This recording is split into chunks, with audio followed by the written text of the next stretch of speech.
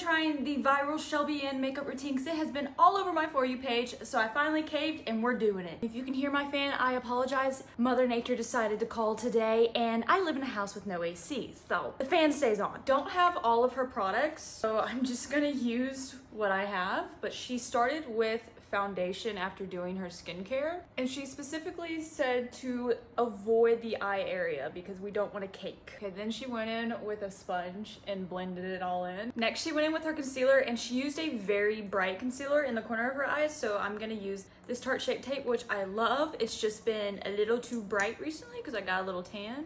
She used a different concealer, which it ended up being like the same shade, but I'm gonna use this Maybelline one. She put some here. She even did a line, and then she put some on her chin. Okay, next she went in with a cream bronzer, so I'm just gonna use this Charlotte Tilbury one and just like applied it all over.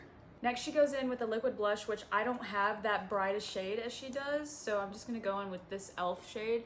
Now we're going in with a loose setting powder. She had a pink shade. Luckily, I do have a pink shade in my Tarte Cosmetics one. She said she puts it everywhere where she originally put concealers. Next, she does her eyebrows, so I'm going in with the NYX Cosmetics.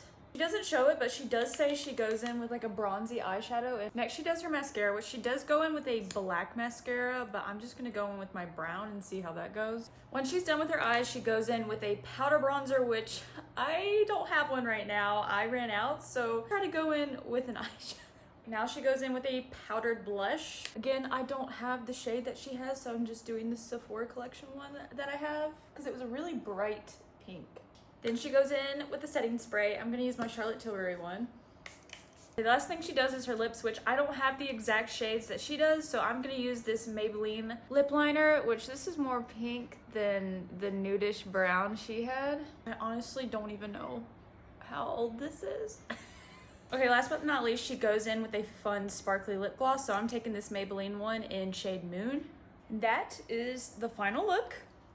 This is definitely very brighter than what I would normally do, but I get the filter effect. My under eyes look so much brighter. One could think she has a filter on. I will probably be doing this makeup routine way more often now.